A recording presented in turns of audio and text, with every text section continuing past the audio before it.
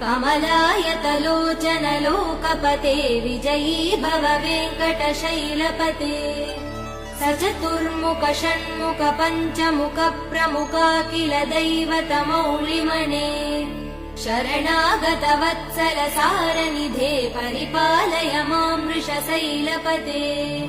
अतिवेलतया तव दुर्विषहै अनुवेल कृतैरपराध सदैः